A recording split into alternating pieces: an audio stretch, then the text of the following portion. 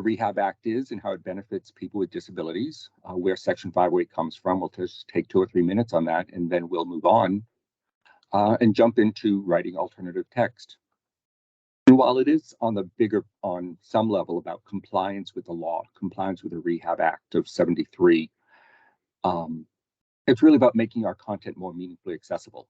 So while, yes, we do need to comply, what I really want you to think about it is in a more practical and meaningful perspective of, can everybody use our content? Whether it's ourselves, whether we're vision impaired, wear glasses, hard of hearing, members of our office, our staff, our colleagues and coworkers, and the members of the public for whom we provide information, the customers we serve. So while you're complying with the law, really think about, is our using Section 508 standards to make sure our digital contents, our websites, our Twitter feeds are conformant with the standards so that they're accessible to people with disabilities. So that's really where the difference is in how meaningfully accessible our content is. It can get complicated at times, and so my first and last words I think today will be, keep it simple. Don't get hung up on the law, on the jargon. Don't get hung up on the law. Don't get hung up on writing complicated alternative text for very complex images. Keep it simple. You've only got space for 2 or 3 sentences.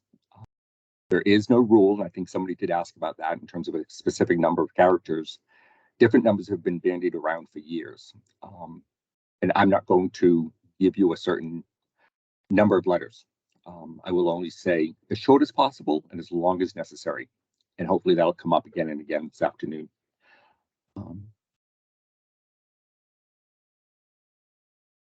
So Section 508 is a part of the Rehabilitation Act. That's what the federal government is obligated to comply with since 1973. The regulations went into effect in 78. It requires the federal government to not discriminate, to engage in affirmative action for people with disabilities, to ensure that we provide reasonable accommodations on the job or even at job interviews, to make sure that the federal government is a model employer for all people, and that it's an inclusive environment. And that includes accessibility, whether it's physical accessibility to our buildings, program access to our activities, our clinical trials, providing reasonable accommodations for patients and protocols, not using, say, a disability as a reason to exclude somebody from a clinical trial, unless there is a medical conflict with the actual study itself. But for instance, there's no reason not to include people who are deaf or people who are blind from a mental health study. It's not a medical conflict for selecting people in and out of studies. Section 508 was originally in the early 80s, and then it was redone in the late 90s, went into effect in 2001. And basically what it comes down to is all technology that we develop, we procure, maintain, or use needs to be accessible. So whether we buy the technology or we're simply using it, say Twitter, Facebook, social media platforms, and while those sites may or may not be 100% conformant, and they don't have to be because 508 applies to federally conducted programs, the content we post does need to be accessible. And most of the social media platforms really have kind of outpaced the federal government. They're all accessible.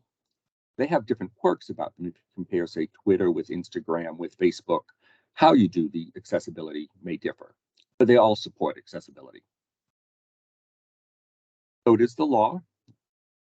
The standards were rewritten in the late 2000s, 2010s, 2010s. They were finalized in 2017 and went into effect in 2018. So we've had a new set of standards that are uniform and internationalized. They're consistent with the World Wide Web Consortium standards for accessibility, which is great if we have people working abroad or we're using a foreign firm or we're talking about doing studies that we've contracted with foreign organizations, maybe a mental health organization in another country. If they comply with the World Wide Web standards, they don't need to be familiar with the US law. They would just use their equivalent standards and it would, as a proxy, comply with 508. We're really looking at over a quarter of the population that has a disability. So everything we do, whether it's hiring and recruiting, training and promoting staff. And for instance, we've got captioning. If any of you would like to go into your settings, you go into in Teams, hit the three dots, the ellipses, and go into settings, and you can turn on the captioning. We have a professional part writer that's computerized assistive real-time transcription. We have that running with us today so that you can follow along if you have a hearing impairment or simply more visual than others. If you prefer to read than listen. And in the next session that we do in May, we'll talk about meeting accessibility and video accessibility. But I thought this would be a great chance for you all to see captioning in a team setting.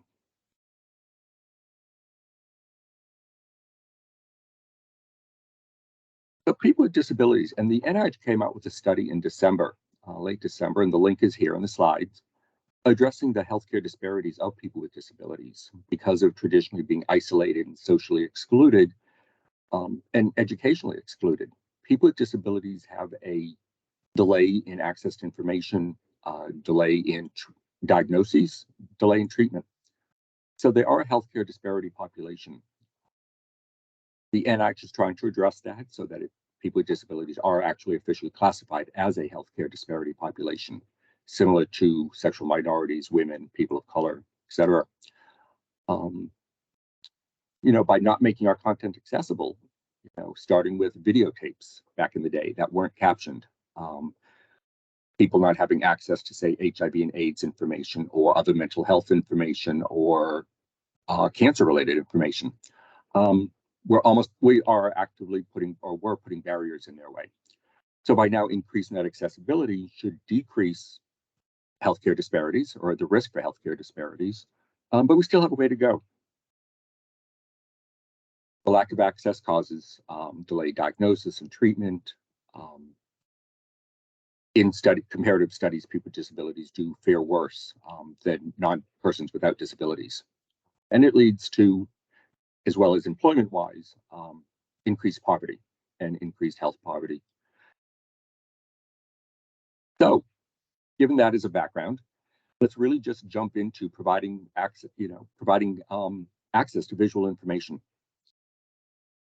Alternative text is plugged into every image, or can be plugged into every image. Not every image requires alternative text. It does require formatting. It may be a null alt text, which is simply ignore. And it tells the screen reader, which is a software program for people who are blind and visually impaired. JAWS, for instance, Job Access with Speech, or NVDA, Non-Visual Display Access. These are software programs that blind and vision impaired people use. And hopefully I'm not going too fast. I just want to make sure that we have enough time for discussion and that I get through everything. Please put notes. I've got the chat closed, but please do put questions into the chat. And Karen can ask me during the session, or we'll just have time at the end for Q&A as well. So I'm just trying to balance getting through all of the slides so that we can have some chat and discussion and going through. I only lived in New York for 2 years, but it was just long enough to enable me to talk without breathing. So we'll see how that goes.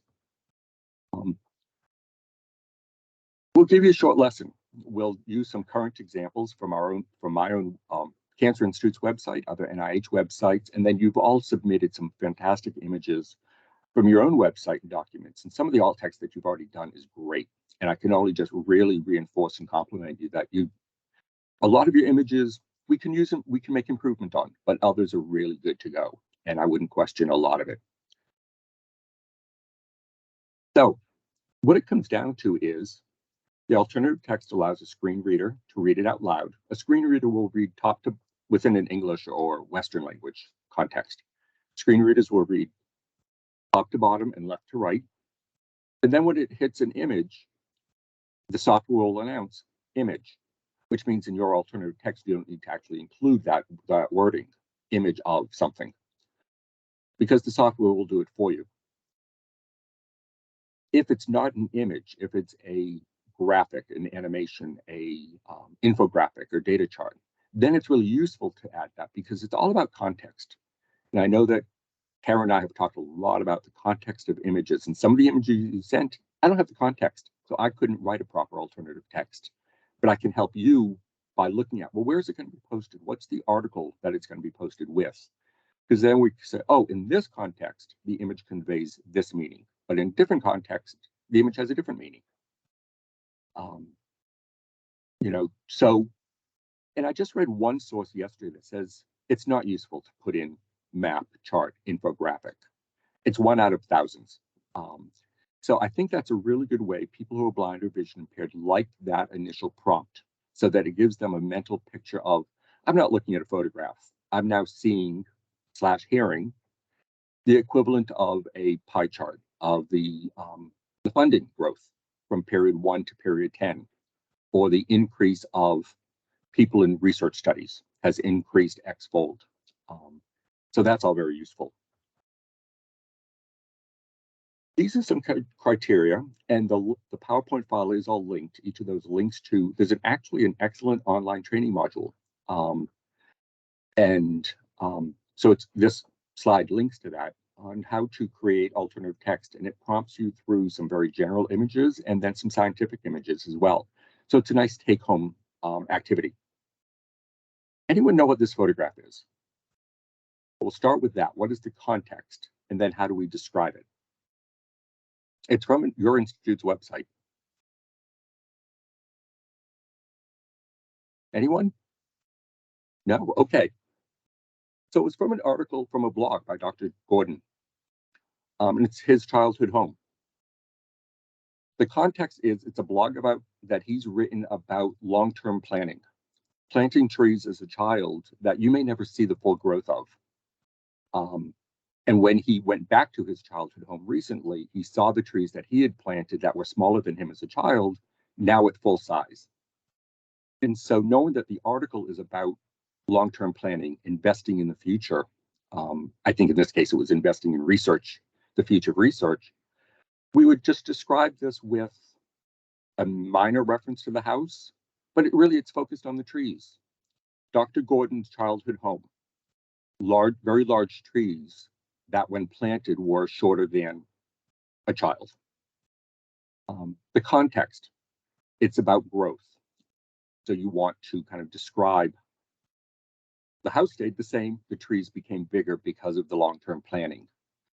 It was written in plain language because the article is written in plain language for the larger audience of the Mental Health Institute, whether it's professional or laypersons.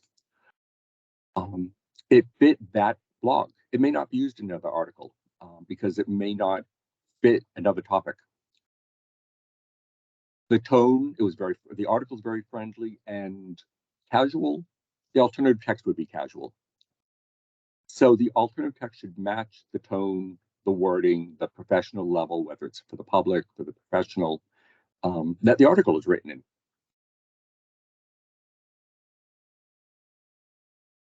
There are 4 tips, and they're all explained very well in the notes, which you'll get.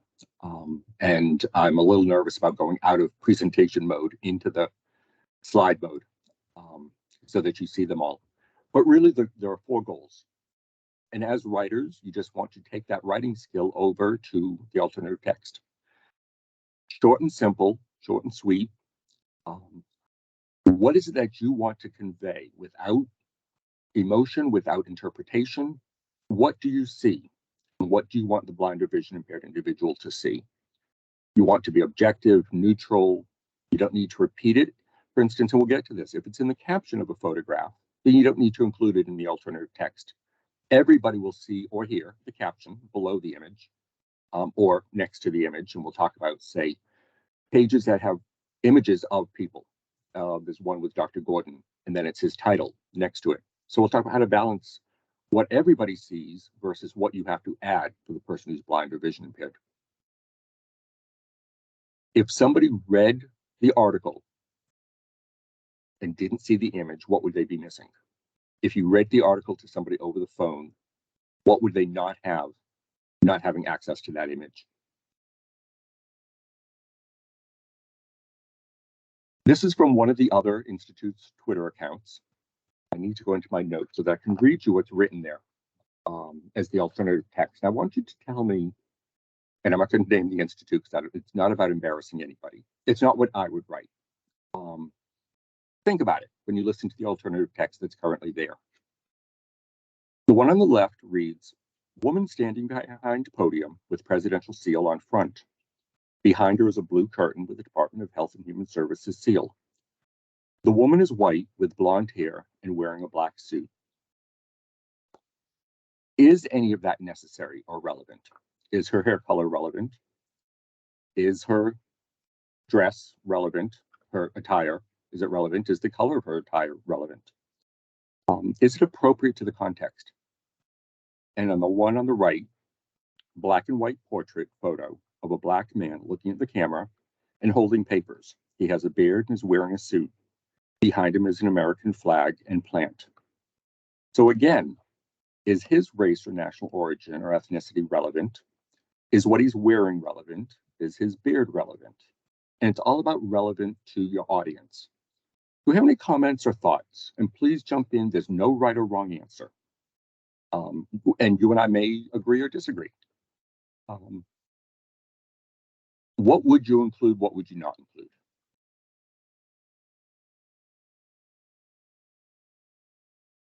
No volunteers? I'll volunteer. Does it depend on what we're talking about? Like, is this the first woman who was a director and this was the first African-American man who was a director, for example? That's a really good point. If it's relevant and that's the context.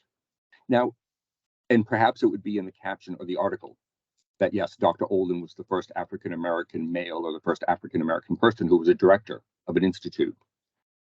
Dr. Healy was the first, and she was the first female director of the NIH. So again, that may be relevant.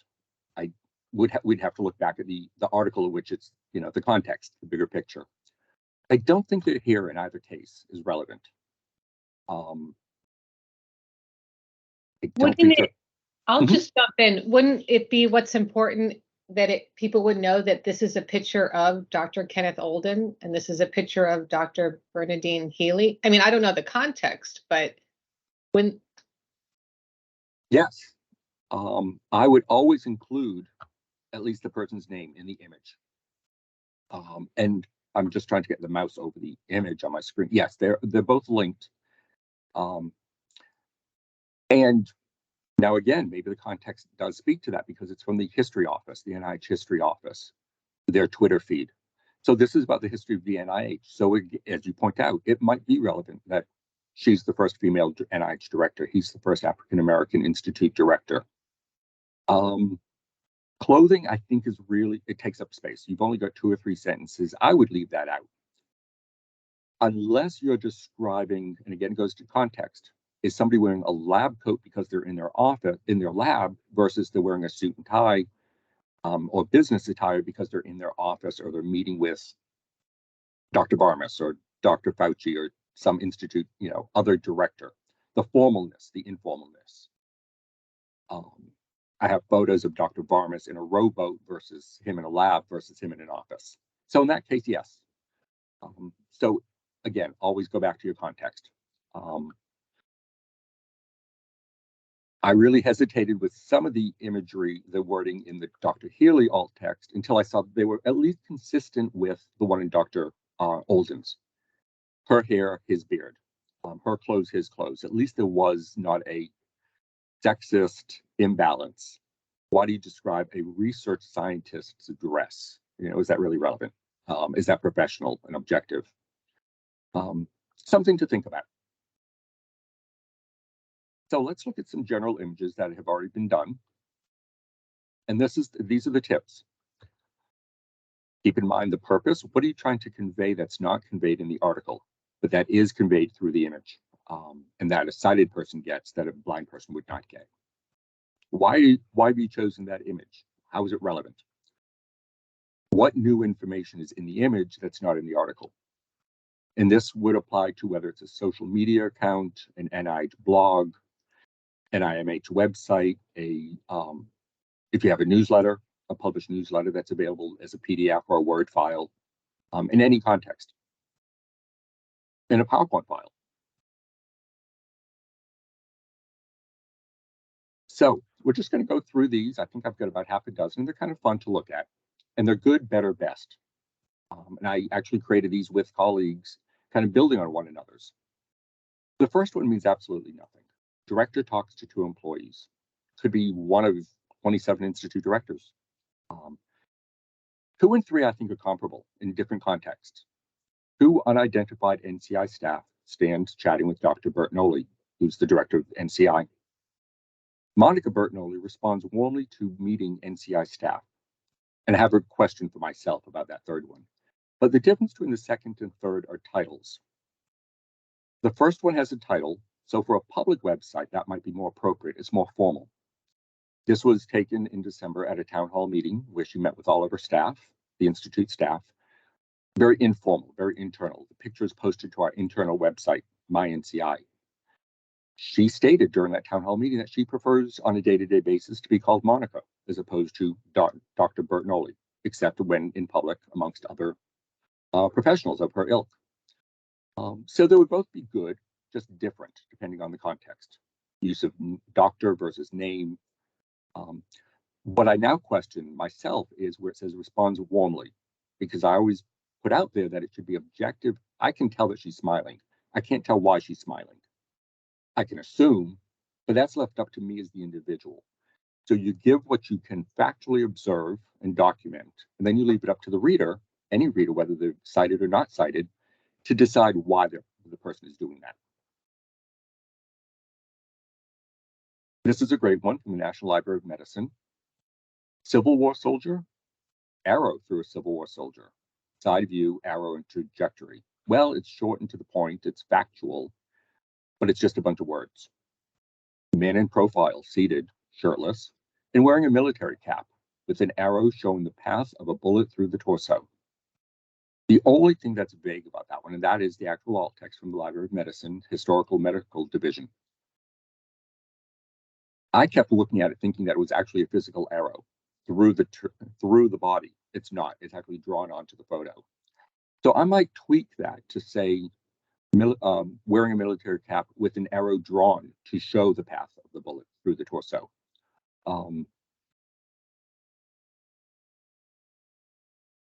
This is from NIH's NIH's Office of History. People in front of a government, short and to the point, but that could apply to hundreds of other photographs. It's got to be unique to this photograph. A crowd of protesters. Well, we're getting warmer. Who's protesting and where are they protesting? And I'll tell you that in the original, and this is the photograph is NIH, but it was used in a media site. They actually made reference to the Park Lawn building. And I edit that because I think that's really inside information that most people wouldn't know. We need to make it universal to the entire potential audience. ACT UP protesters carry signs outside the HHS Food and Drug Administration building in Rockville, Maryland. That's enough detail without getting minutia about it. Some of the signs are in the shape of tombstones. You have blood on your hands can be seen on one of the signs. So it gives it kind of a flavor of the mood of the time. You know, people can read into that, the tombstone, the blood references. People can create a vision in their mind of empathy or passion or heated politics.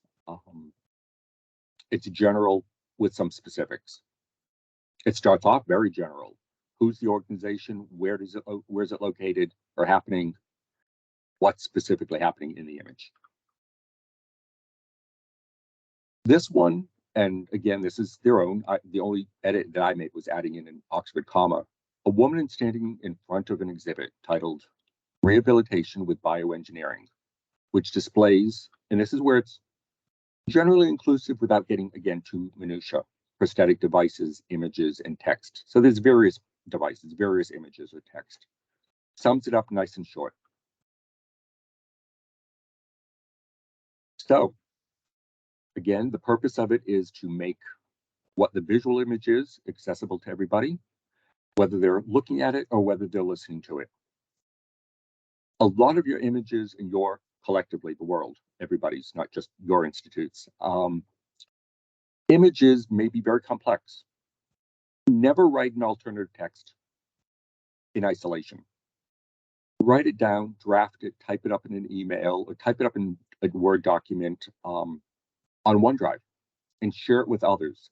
so that you have collaboration around it. Some are going to be trickier than others. Some you could do on the spot. Other images really do take time to think through, let it settle, see how you think about it after a day or two, get some input, particularly whether it's about data that has an interpretation that you want to make sure, and this is where you need to work with your PIs and your researchers. You know, everybody has a job in 508, but not everybody has the whole job. Karen's job might be to make sure the alternative text is added to the image. As communicators, it's your job to provide the alternative text. But it may not be your job to create the alternative text. It may be up to the PI. And that's where you go back to them and say, hey, we want to make sure that your content is available to that much of a wider audience. And it's never about bringing the quality or the academic level down. It's about making it available wider to a bigger audience. And that's what we want to, or how I don't know if this is the right word, ingratiate myself with researchers, is to say, hey, look, we want to make sure that your content gets out there to that much bigger of an audience. Help me write the alternative text so that anybody could read your content, whether they're blind, vision impaired, or simply listening while they're driving, or listening on their bus commute. Give me just enough to pass it on, and it may be used as a way to, hey, the listener thinks, I want to learn more, you know, and as with all of our documents and publications, we have a point of contact. You don't have to explain everything in the image. You give enough to convey it, and then it's up to the reader to reach out for more information, just as with any part of a research article or anything on your website. You know, and that will also apply to criticism of the alternative text. If somebody reaches out and says, hey, great work, or not so good, or you got me thinking about this, but I don't quite understand your alternative text, take that as a compliment and as an opportunity to improve. Know better, do better. You know, I'm not blind, I'm not vision impaired to the degree that I rely on alternative text. Use it as a learning opportunity. If somebody writes in and says, the alternative text doesn't make sense, or try this instead of that. Thank you very much. I appreciate the input. I will make changes. And that's the nice thing about alt text, is that it is very easy to edit on the fly, as opposed to, say, captioning on a video, much more complicated. Or audio description for a video to make those accessible to people who are blind or vision impaired. The photos you sent me, fantastic selection. And this was the first one that I had chosen before you even sent me yours. The website where it's posted, the alternative text and the text on the screen is the same. So you want to revise that and be, it's hard to know what to do. And this is I mean, if you did a Google search on writing alt text for portrait photos or still shots, there's so many articles out there about it because people struggle with this. What we've come down to is the last bullet, formal headshot of Dr. Gordon, which has a comma instead of a period.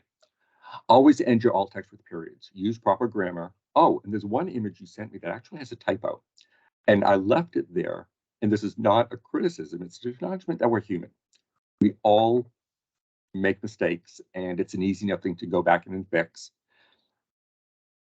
The alt text fields don't always tell you that there's a typo in there. So, you know, it's like you don't get the squiggly lines as you do in Word. In PowerPoint, it doesn't show. And again, that's why it's good to create your alt text in Word or in an Outlook email and then copy and paste it over. You don't want to leave it blank, because somebody who's vision impaired, who has some sight, is looking at the page and they can see that there's something there. It's not decorative. A decorative image should be marked with a null alt text so that it's ignored by the screen reader. You don't want to put the same thing there that's already on the page, because then the blind person hears it twice. So the way around it is to simply get rid of the initials. You might just say formal headshot of Dr. Gordon. And I'd like you to take a look at the link later that I've included here, which is all of the IC directors. And this was interesting. It's a photograph of all of the current IC directors for NIH. Each of the alternative texts vary from one to the next. Some of them are Dr. Joshua Gordon. Others are Dr. Gordon, MD, and Dr. Joshua Gordon, J. Gordon. Whatever style you pick, be consistent across the page. and across your organization, so that it's Dr. J. Gordon, Dr. M. Brown, Dr. S. Smith. They're always the same and consistent. Predictability is very important in terms of visual access for somebody who's blind or vision impaired. Keep it simple. Oh, yes, Andrew. I just had a quick question about the use of commas. Is that, will the screen reader read the doctor abbreviation incorrectly if there's a period there, or how does that work? It probably would. I'd have to test that out. Because there is I don't know how it handles it. I know that with the periods, the full stop, blind people can, how do I say this? Screen readers have different settings. So you could turn those things on and off so that it does read the grammatical structure or it ignores it, the punctuation. So depending on the setting that the blind person has for their screen reader, it would read perhaps Dr. comma, as opposed to if it's a period, it would just say Dr. Gordon, not Dr. comma Gordon. So yeah, good point. But I'll double check on that. Thank you. Yeah.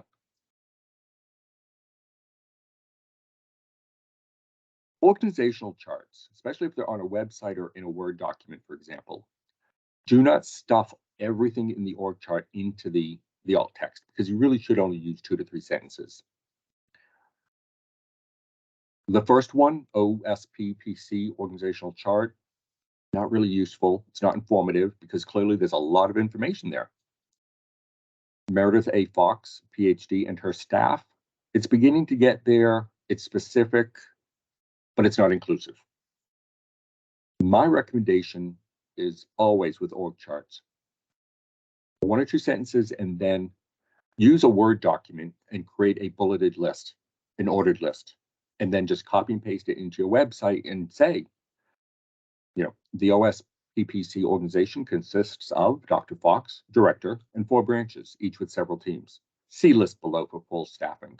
Make it simple. Just post the text on the website, either see below or see link. I've seen people really make it cluttered and struggle and try to then create a PDF file.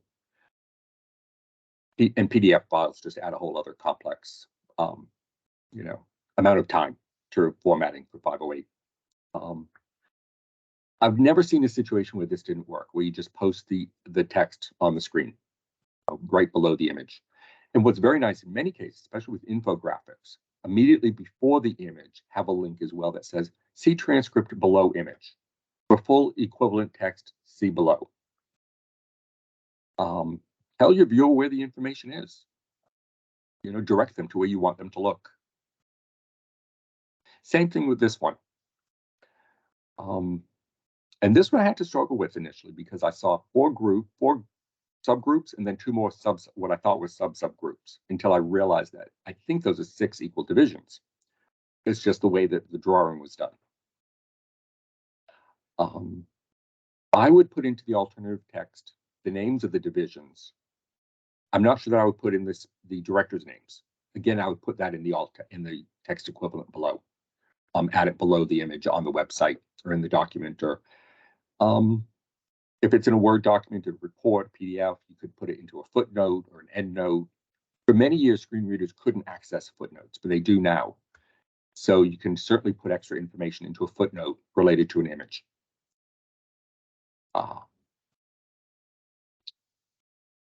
This one,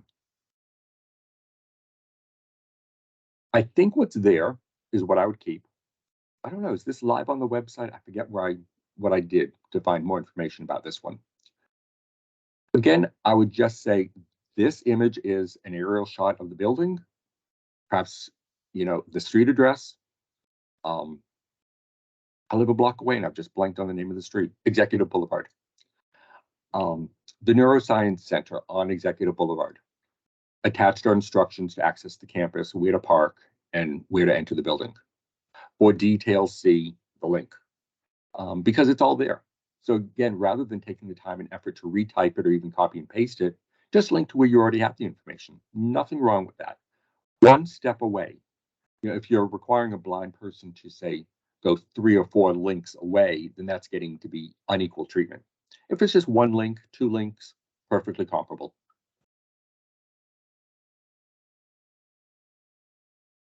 This one, I think you need to, I like the version that's on your website because the text is not in front of it. It's actually below it or above it.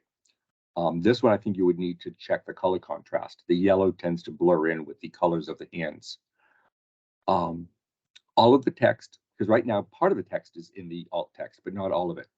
So you just want to make sure that all of the text is in the alternative text. Whatever's on the screen should be in the alt text, one to one. And then double check the color contrast. Or, and this is just my own personal preference, is I would lower the text and put it in front of a kind of a widescreen black banner. That's oftentimes where you'd see the captions or subtitles for a film below the film rather than in front of it.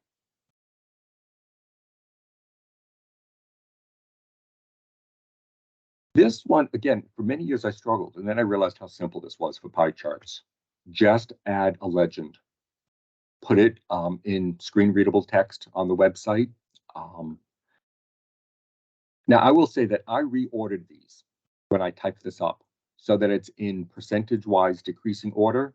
So you have 69%, 10, 5, 5, 4, 4, 2. Initially, that seemed to be the right way to go. But then I realized probably shouldn't have done that. It should probably just follow the visual pattern so that if the follow the clockwise direction, because somebody who's looking at the pie chart, whether they have good vision or partial vision, they're going to see group 1, group 2, group 3, but now I have a group 1, group 5, 4, 3, 2, 7. So I would reorder this and go back and just put it in the same order as presented, following the clock face of the pie chart. And you just do a simple text equivalent and call that, leave it as a legend, and you're good to go. And that works for whether it's a scientific pie chart, data, finances, budget, etc. This one was good. I mean, I went back and found it on your website. It's very nice and easy. You know, what you have your alt text is tips for coping with COVID-19. And you just took it out. You didn't make reference to the images in it, the icons. You could, but that's really decorative to me. To me, somebody looking at your website for information as a member of the public, I just want the words. Tell me what I need to do in order to cope with COVID-19. I don't need to know what, is it a computer one? Oh, connecting with others through the internet. Well, maybe others want to connect with people in person or by telephone. Take care of your body. Well, it looks like it's implying yoga, but maybe there are other ways. So if I'm just listening and looking for information, the images aren't necessary to me. They're nice visually, but I think people who are blind or vision impaired just want the information. And then again, they'll ask for more if they want it. Context. This is really where I could come up with, and this is why bullet number 3 is blank. I can tell you what the funding was in the beginning, what it was in the end, and actually I had to go back and do research to figure out what 1,500 million was, which I think is 15 billion. 2,000 million is 2 billion. So yeah. But the context is what's left to you to say, well, this is what we are looking for. We want to show the growth, or we want the details of 1 year compared to, in 2011 or 2012, we want to show it in that year's dollars and in today's figures. You need to decide what the context is to make it best. What I gave just kind of gets you started. But then I would add another sentence to fill in what is your intent in conveying, what is the take-home message? That's what it really comes down to. What is it that you want the viewer to have looked at and learned? This one, maybe we'll come back to, because the image went right over my head. I have no idea what the content means. It's above my intellectual level.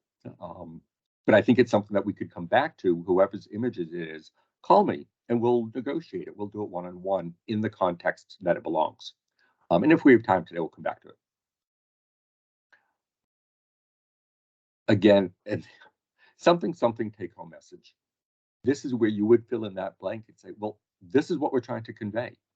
We want the reader to know that the data has gotten better, or the representation has not gotten better, or in fact, there were times where it got worse before it got better. What is your take-home message? 2 to 3 sentences.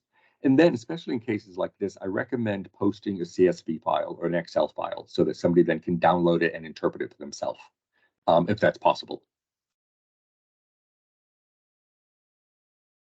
This one I noticed, I believe on the website where I found it, the alternative text and the captions were the same. So it's like, well, if you take out the alternative text, what's missing?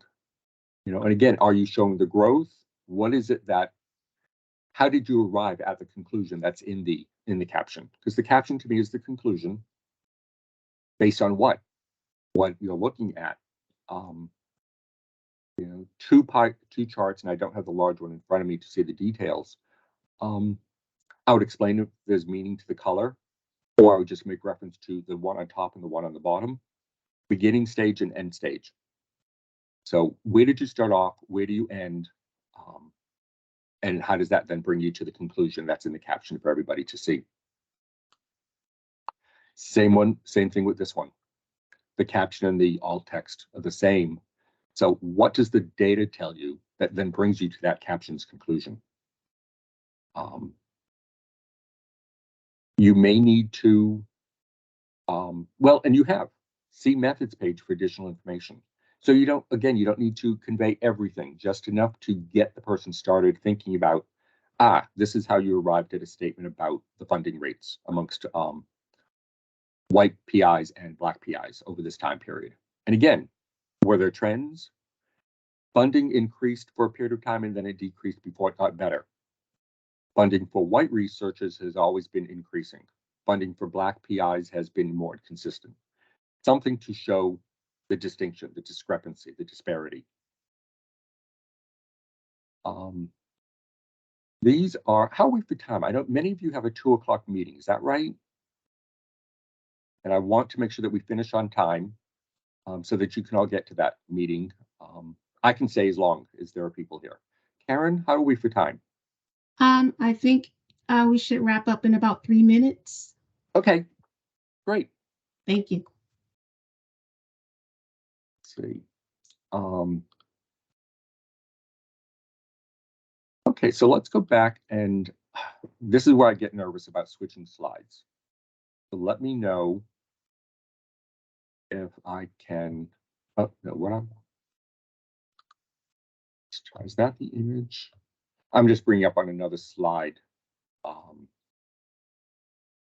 the Twitter feed. Okay, so let me to share.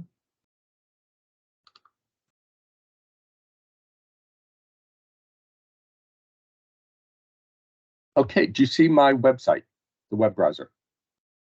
Yes. Great. Okay, so you can always check your alternative text now that Twitter has added this little icon on the bottom left, Alt. I can't move it out of the way. So we have an image of Victoria O'Keeffe, PhD, and then we have content. And this is exactly the same. You know, it's no more, no less. It doesn't, they're not linkable, but I imagine that the link is in the description, in the body of the tweet itself. You've just put the text equivalent 1-for-1 into your alternative text, exactly as you should. Let's see, go back to my slides. Are there any questions while I'm just switching slides?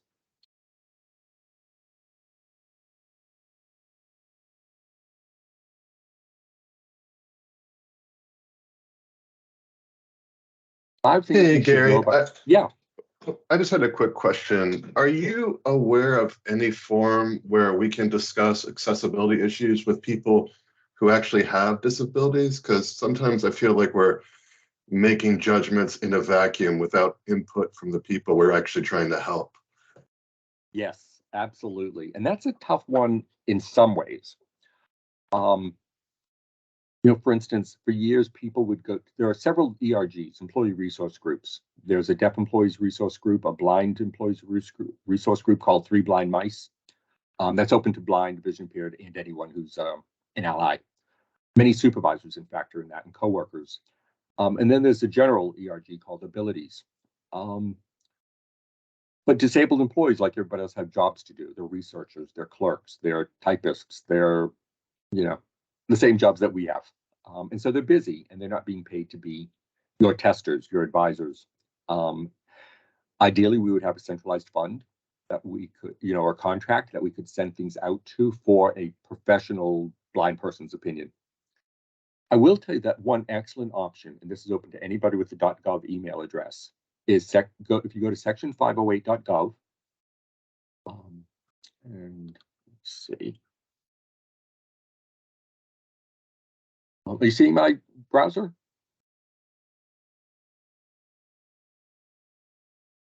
This is great. This is the be all and end all to section 508. Lots of content creation guidance and instructional videos on Word, PowerPoint, PDF, Excel, and a couple others, I think.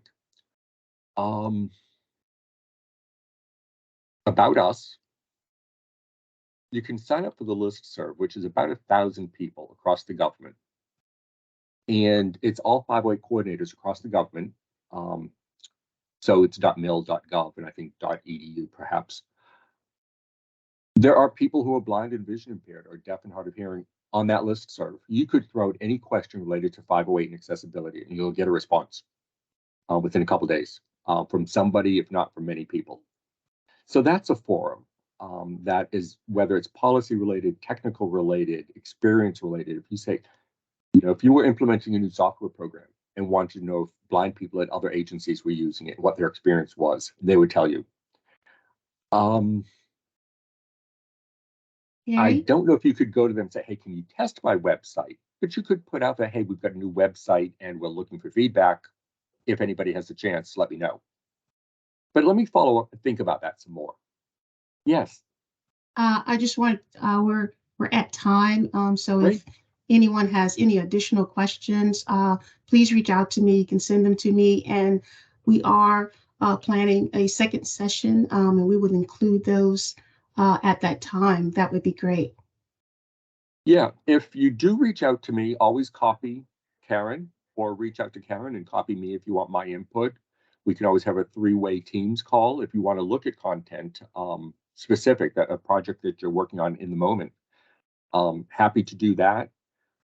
That There would are be great. certainly, I think the one thing I would leave you with kind of as a follow-up to that last question is there certainly are blind and other disability groups out there, advocacy groups, that we could kind of create a communication plan, just as we we want to make sure we reach women's organizations or people of color and minority organizations for involvement. We could send out emails to disability-related organizations and let them know of your content and kind of couch it as, we're improving the accessibility of our content. We want input. Let us know. Is our information useful and is it accessible? We could come up with some strategy that way. Thank you very much for having me. That sounds great. Thank you so much for this wealth of information. We appreciate your time today. And as always, if you all have any other questions, please don't hesitate to reach out. Thank you. Yeah. Thank you. I'll stay on the line with Karen for a few minutes Okay. if there are individual questions. Thank you and I all. wish you all a great day. Thank you. Thank you. Thanks. Thank you.